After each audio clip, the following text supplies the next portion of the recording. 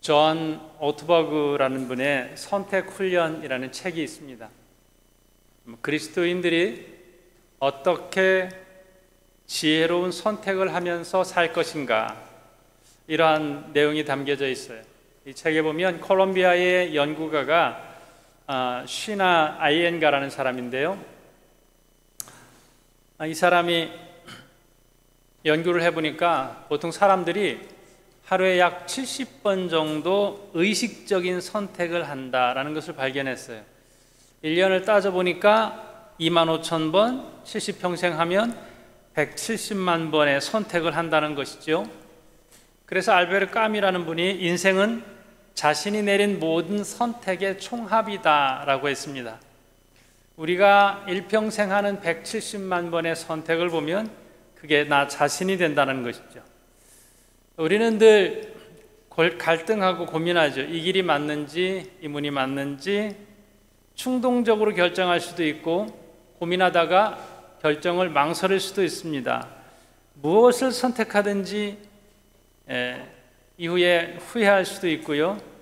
그런데 이 책에서는 성경을 따라가면 참된 선택을 할 수 있다는 것을 안내를 해주고 있습니다. 여러분은 후회 없는 선택을 하시는 결정이십니까? 하나님 앞에 나는 기도하고 결정했기 때문에 후회가 없다, 이렇게 그리스도인들이 나갈 수 있는 것이죠. 자, 우리가 무엇을 선택하느냐 보다 누구와 함께 하느냐, 이것이 중요한 것이죠. 그래서 우리 감사절을 앞두고 우리는 감사를 늘 선택하며 사는 사람들이죠. 선택한 것에서 감사를 적용하는 것이에요. 이 책에서 예화 하나 인상적인데요. 어느 험악한 동네에 자동차 한 대가 멈춰 있고요. 그런데 이 자동차를 운전하던 여인이 실수로 차 안에다 열쇠를 두고 차를 잠가 버렸어요. 어떻게 문을 열어보려고 본거는 있어서 이제 옷걸이 이런 것으로 열려고 시도를 했지만 소용이 없었어요. 결국 마지막 수단으로 이 여인이 하나님 앞에 기도를 합니다. 하나님, 도와줄 사람을 보내주세요. 그런데 5분 정도 지났을 때 어떤 고물차가 옆에 섰고 온몸에 문신하고 또 옷은 해골이 그려져 있는 티셔츠를 입은 우락부락한 사내가 차에서 내려요. 그리고 이 여인에게 다가오는 것입니다.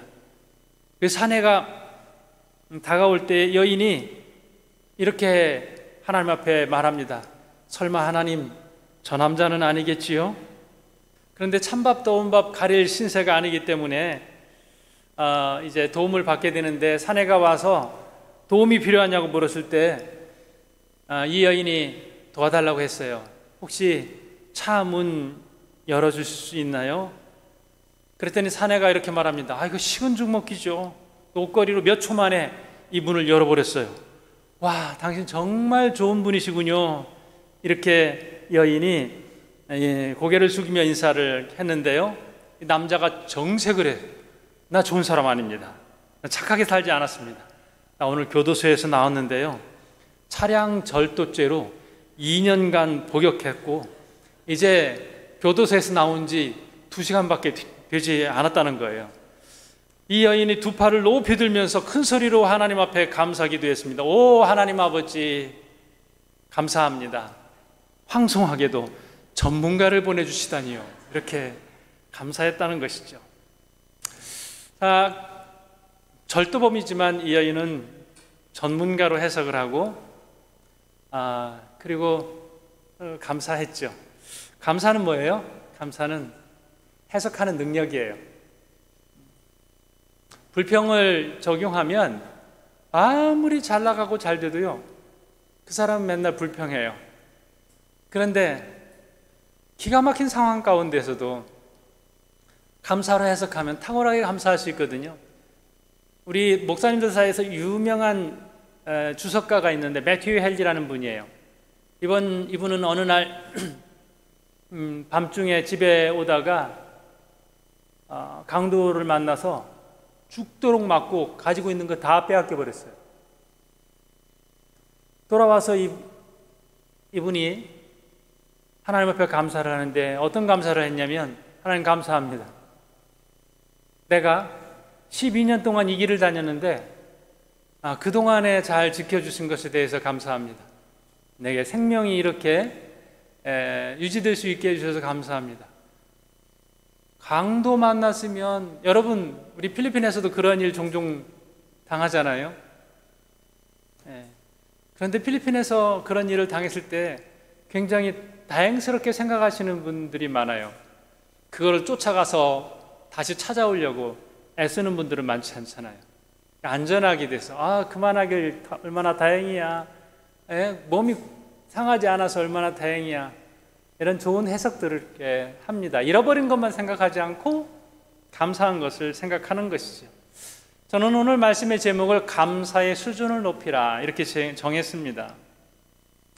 여러분, 감사 많이 하시고 계시죠? 감사가 습관이 됐습니까? 지난 한 주간 동안 우리 이 연습을 좀 해보자라고 했어요. 속회 안에서도 가정 안에서 카톡으로 하면서 서로 나눠보자라고 권면을 드렸는데 잘 실천을 하셨습니까? 웃는 분들, 의심스러운 분들 잘 실천하셨습니까? 네. 이후로라도 잘 적용하실 수 있기를 바랍니다. 처음에는 어색하고 안 해봤던 그런 문자를 주고받는 것이 쉽지 않을 텐데요. 하다 보면 어느덧 습관이 됩니다. 사도 바울이 범사에 감사하라 이렇게 표현을 했죠. 범사에 감사하라, 모든 일에 감사하라는 것이죠. 이것은 꼭 어렵고 힘든 일도 포함하는 것이에요. 오늘 하박국서가 요구하고 있는 이런 부분입니다. 상황은 전혀 감사할 수 있는 상황이 아니에요. 너무 아프고 힘이 듭니다. 오늘 16절의 말씀을 한번 보면요, 얼만큼 힘든지가 나와 있죠. 내가 들었으므로 내 창자가 흔들렸고 그 목소리로 말미암아 내 입술이 떨렸도다. 무리가 우리를 치러 올라오는 환난 날을 내가 기다림으로 썩이는 것이 내 뼈에 들어왔으며 내 몸은 내 처소에서 떨리는도다. 이렇게 되어 있습니다. 창자가 흔들릴 만큼 떨리는 게 뭘까요? 이 시대에 백성들의 아픔이 있어요. 아수르로부터 유대가 고통을 당했는데 이제 신흥 제국이 등장합니다. 바벨론이 급부상해서 일대 격변의 시대를 맞이하는 거예요. 바벨론이 갈그미스 전투에서 애굽을 치고 승리하고 더 강한 나라로서 면모를 갖추면서 이제 내려옵니다. 여기서 왕이 죽고 나라가 정말 고통스러운 상황에 처해지게 됩니다. 피할 곳이 없어요. 도망갈 수가 없어요. 하나님께서 바벨론을 통하여서 유다를 징계하신다라고 했는데 악인을 치기 위해서 더 많은 죄가 많은 그런 악인을 친다 하는 이런 상황이 되는 겁니다. 하박국이 이해하지 못하고 하나님 앞에 탄식하는 것이죠. 전쟁으로 말미암아서 전 국토가 황폐화되는 상황이 눈앞에 펼쳐져요. 이미 고난이 있었고 더 큰 고난이 닥쳐오는 상황입니다. 중동의 침략자들은 과수나무들을 불태우고요, 그러면서 다시 먹고 살기 어려운 그런 상황들로 만들어 버리기가 일쑤예요. 그래서 무화과나무는 양식이에요. 포도나무 음료예요. 감람나무 기름을 짜서 먹는 나무예요. 외양간의 소와 우리의 양. 이게 피해가 가벼운 것에서부터 큰 것으로 옮겨가고 있습니다. 점점 고통의 크기가 커졌다는 이야기죠. 여기에서 그러면 우리는 이런 질문을 할 수 있어요. 어떻게 이런 상황 가운데에서 하박국 선지자는 여호와로 말미암아 기뻐하리로다, 그가 감사가 충만할 수 있었냔 말이에요. 이게 어떻게 가능해? 그리스도인들은 이 말을 들으면서 감사할 수 있어야 돼요. 어떻게 이런 상황에서도 감사할 수 있으세요? 이러면 놀라운 은혜와 축복인 것이지요. 자, 하박국 말씀에서 우리가 말씀을 1장부터 3장이 전체 말씀인데요. 맥락을 따라서 흘러가 볼 수 있습니다. 원래 하박국은요, 1장에서 무엇으로 채우냐면요, 불평과 원망으로 가득 채워요. 1장 2절 한번 볼까요? 처음부터 감사가 풍성했던 사람은 아니에요. 1장 2절을 보니까 여호와여, 내가 부르짖어도 주께서 듣지 아니하시니 어느 때까지리이까? 내가 강포로 말미암아 외쳐도 주께서 구원하지 아니하시나이다. 여기에 뭐가 있냐면요, 우리가 주목해서 볼 수 있는 단어가 어느 때까지예요. 어느 때까지. 이게 질문인가요? 불평인가요? 자, 하나님께서 왜 일하시지 않고 가만히 계십니까? 라고 하는 이런 탄식이에요. 주석가들은 하박국을 뭐라고 부르냐면요, 의심에 찬 하박국, 믿음을 버린 회의주의자 하박국, 이렇게도 부릅니다. 다윗도 이런 탄식을 종종 했습니다. 어찌하여? 자, 어찌하여라고 하는 말이 있으면, 어찌하여 내가 이렇게 병으로 고통받아야 합니까? 어찌하여 내가 이렇게 도망을 다녀야 합니까? 어찌하여라는 말, 하박국서 1장에만 3번 반복되어 있어요. 어찌하여. 자, 그런데 이 어찌하여라는 말이 3장으로 가면 무엇으로 바뀌냐면 없으며 없을지라도 이렇게 돼요. 외양간에 소가 없을지라도, 우리의 양이 없을지라도, 밭에 소출이 없을지라도, 이렇게 돼요. 자, 이 한 단어를 비교해 볼 수 있습니다. 우리가 불평하며 원망하며 감사치 못하는 상황 가운데에서 제일 많이 내뱉는 말이 어찌하여예요. Why? Why me? 하나님, 왜 내가 고통당해야 합니까? 하나님, 왜 내가 이렇게 없어야 합니까?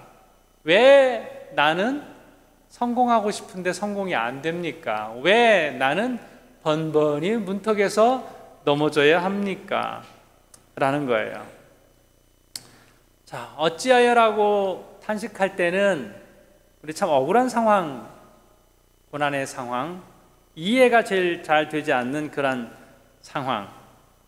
상황이에요. 그런데 하박국은 이 어찌하여로 쭉 채운 1장의 말씀과 다르게 3장은 그리 아니하실지라도, 없을지라도 내가 여호와로 말미암아 감사할 것입니다라고 고백하고 있습니다. 자, 3절의 말씀을 또 우리가 볼 수 있습니다. 어찌하여 내게 죄악을 보게 하시며 패역을 눈으로 보게 하시나이까? 겁탈과 강포가 내 앞에 있고 변론과 분쟁이 일어났나이다. 자, 여기 또 어찌하여가 있어요. 갈대아 세력이라고 하는 바벨론이 이제 요시야 왕과 애굽을 무너뜨리고 밑으로 쳐 들어오고 있습니다. 이스라엘은 왕을 잃어버렸을 뿐만 아니라 이런 상황 가운데에서 하나님 앞에 충분히 질문할 수 있죠. 하나님 살아계신 거 맞습니까? 어찌하여서 우리에게 왕도 없고 또 이렇게 더 큰 어려움을 당하게 내버려 두십니까? 자, 1장과 2장 사이에는 1장과 3장 사이에는 뭐가 있냐면 2장이 있죠. 2장에서 하박국이 취한 행동은 이런 거예요. 내가 듣겠습니다 라는 거거든요. 내가 들으리라. 내가 파수하는 곳에 서며 성류에 서리라. 그리고 2장 20절의 말씀에 이렇게 되어 있습니다. 오직 여호와는 그 성전에 계시니 온 천하는 그 앞에서 잠잠할지니라. 선지자가 어떤 자세로 서냐면 듣는 사람으로 서게 됩니다. 백성들의 고통, 끊임없이 이어지는 아픔들, 불안과 두려움들, 이거를 듣는 거예요. 이것만 듣는 것뿐만 아니라 또 하나님의 음성을 듣게 되는 것이죠. 2장 1절의 말씀을 한번 볼까요? 자, 함께 말씀을 읽어보도록 하겠습니다. 같이 읽습니다. 내가 내 파수하는 곳에 서며 성루에 서리라. 그가 내게 무엇이라 말씀하실는지 기다리고 바라보며 나의 질문에 대하여 어떻게 대답하실는지 보리라 하였더니, 자, 망루에 서서 하나님의 음성을 들으려고 합니다. 이 듣는 시간이 없기 때문에 우리가 감사하기 굉장히 어렵습니다. 잠잠하는 시간이 있고 하나님의 뜻을 우리가 묵상해야 되는데 그런 시간이 없이 너무 서둘러서 원망만 해요. 너무 빨리 결과를 기다리려고 합니다. 이 긴 시간이 필요해요. 저는 10초도 안 되게 지금 말을 하지 않았었어요. 가만히 설교자가 10초만 말하지 않아도 굉장히 다음 말씀을 왜 안 하지? 라는 기다림이 좀 쉽지 않을 수 있습니다. 하나님의 음성은 우리의 삶이 굉장히 분주해서 듣는 시간을 갖기 어렵습니다.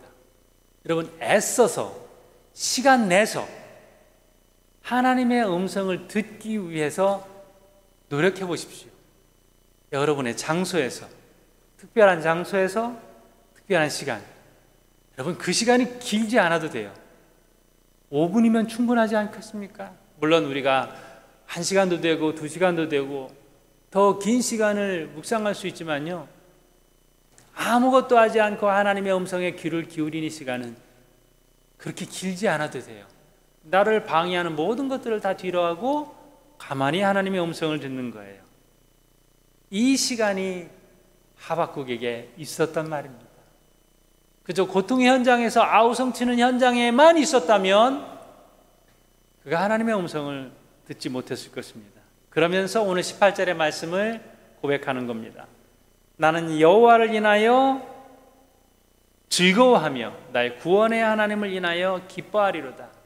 감사는 기쁨과 즐거움 연결되어 있습니다. 나는 아무것도 없을지라도 즐거워하며 기뻐하겠다. 여러분의 상황 연결하면 어떻게 돼요? 실패하실지라도 무언가 얻기 위해서 달려가잖아요. 혹은 무언가 지키기 위해서 애쓰잖아요. 아닌데요, 하나님. 이거 없으면 난 죽는데요. 이게 내 인생의 전부인데요. 라고 말하는 그거 없어도 하나님, 제가 하나님 기뻐할 수 있습니다. 할 수 있어요? 이거 고백하는 것이 신앙이죠. 너무 소중한 인생에 중요한 것들이 있어요. 그것이 물질일 수 있고 건강일 수 있고 명예일 수 있고, 내가 에너지를 다 쏟는 그거 없어도 감사할 수 있으세요? 안 되겠죠. 그거 없어도. 하박국은 이 고백하고 있어요. 내 인생의 전부라고 생각했던 그거, 누군가는 외양간에 소와 양이 될 수 있겠죠. 누군가는 밭에 소출이 될 수 있겠죠. 인생의 의미가 되는 그거 없어도 나는 여호와로 말미암아 기뻐하며 즐거워할 수 있습니다. 라는 고백이에요. 우리는 조건적인 감사를 할 때가 많습니다. 이것이 있으면 감사, 없으면 불평. 물리적인 감사 같은 것도 있죠. 기복적인 감사. 주시면 감사하고 안 주시면 감사하지 못하는 것입니다. 욥과 가장 닮아있는 구약의 신앙인이 하박국과 가장 닮아있는 신앙인은 욥이라 우리가 이렇게 말할 수 있겠죠. 욥과 하박국.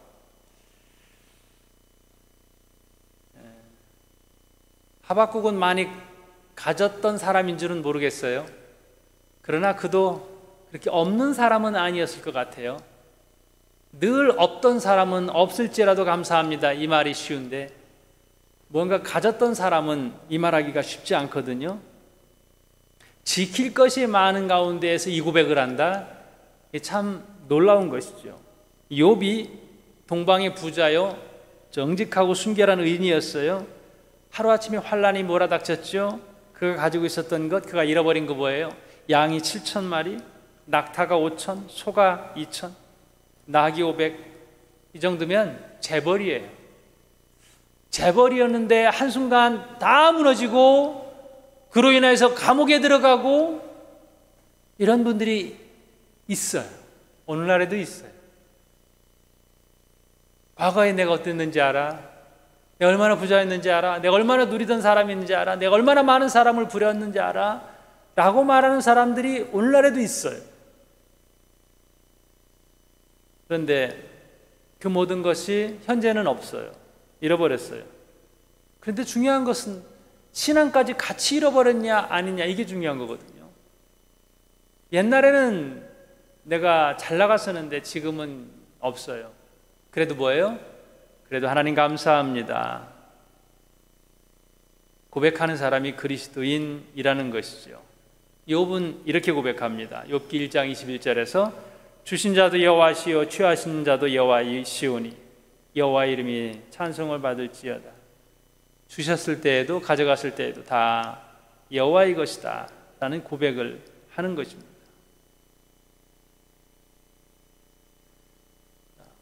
내가 참된 신앙인이다 라는 것은 무엇 때문에 감사하느냐 라는 것이에요. 여러분 한번 감사를 메모해 보십시오. 여러분 무엇 때문에 감사하십니까? 그만큼이 나의 신앙이다 라고 하는 것입니다. 감사하는 사람들이 모여있는 곳이 천국이라고 하네요. 불평하는 사람들이 모여있는 곳이 지옥이래요.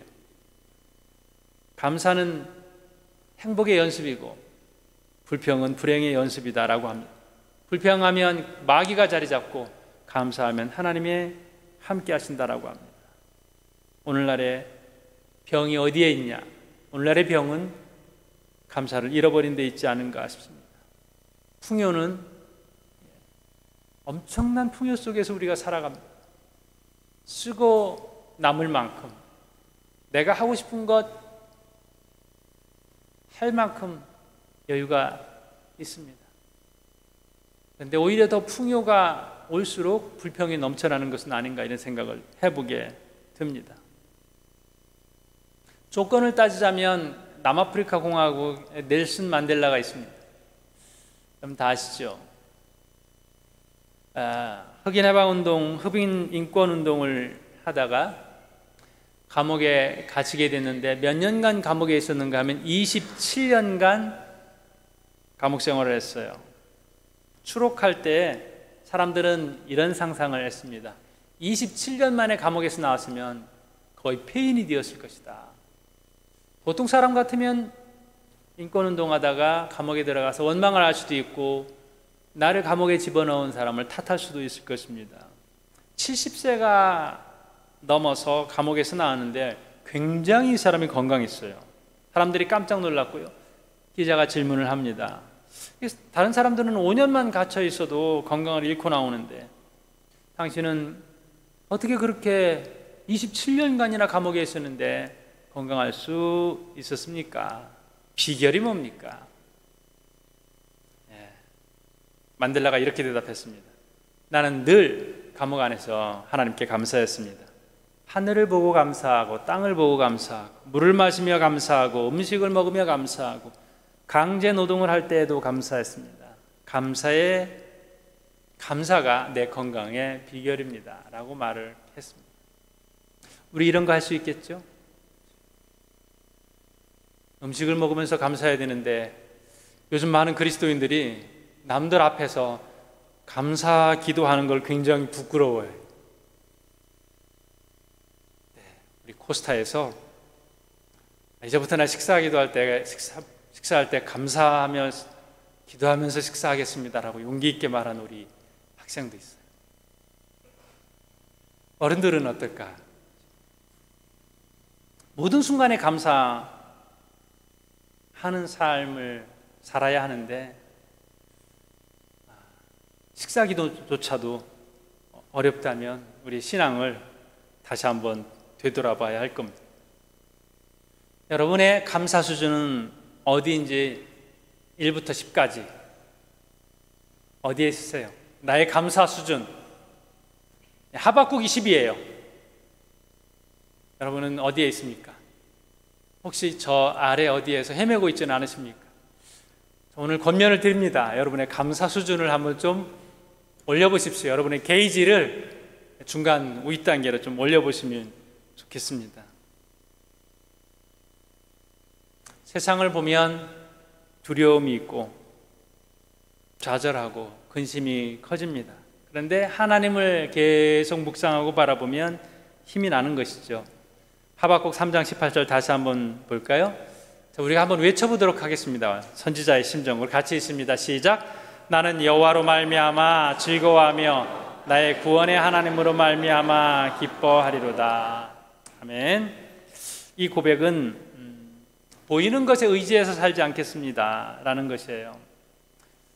보이는 것에 의지하면 이거 없어지면 어떡하지, 사라지면 어떡하지, 잃어버리면 어떡하지, 이런 거예요. 건강이나 물질도 마찬가지예요. 또 명예가 있으면 떨어질 때가 있잖아요. 그런데 우리 그리스도인들은 그리 아니하실지라도 이 고백을 하며 살아가는 사람들입니다. 왜냐하면 하나님이 내 편이시기 때문에 그렇습니다. 하나님은 언제나 내 편이세요. 그래서 우리가 상황에 휘둘리면서 그렇게 살아가기를 원치 않으십니다. 우리가 잘 알고 있는 기도문 하나를 나누면서 오늘 말씀을 마치려고 합니다. 주님 참 감사합니다 라는 서영석 목사님의 글이에요. 하나님의 휘파람 소리에 담겨있는 기도문인데요, 제가 한번 읽어보도록 하겠습니다. 주님, 나는 당신에게 출세의 길을 위해 힘을 원했으나 당신은 제게 순종을 배우라고 나약함을 주셨습니다. 주님, 나는 위대한 일을 하고 싶어 건강을 청했으나 당신은 보다 큰 선을 행하게 하시려고 병고를 주셨습니다. 주님, 나는 행복하게 살고 싶어 부귀를 청했으나 당신은 내가 지혜로운 자가 되도록 가난을 주셨습니다. 주님, 나는 만인이 우러러 존경하는 자가 되고 싶어 명예를 청했으나 당신은 나를 비참하게 만드시어 당신만을 필요로 하게 해주셨습니다. 주님, 나는 홀로 있기가 외로워 우정을 청했으나 당신은 세계의 형제들을 사랑하는 넓은 마음을 주셨습니다. 주님, 나는 당신에게 내 삶을 즐겁게 해줄 수 있는 모든 것을 청했으나 당신은 다른 모든 사람들을 즐겁게 해주어야 하는 삶의 길을 가르쳐 주셨습니다. 비록 내가 당신께 청한 것을 하나도 받지 못하였으나 당신이 나에게 바라시던 그 모든 것을 주셨사오니 주님 참으로 감사합니다. 하박국을 닮은 기도문입니다. 여러분도 삶의 여러 가지 고통과 또 부딪혀서 넘어야 될 문제들이 있겠지만 그 가운데에서 모든 것을 감사로 응대하면서 정말 참 주님이 기뻐하시는 하박국 선지자와 같은 감사의 사람이 되시기를 주님의 이름으로 축복합니다. 기도하겠습니다.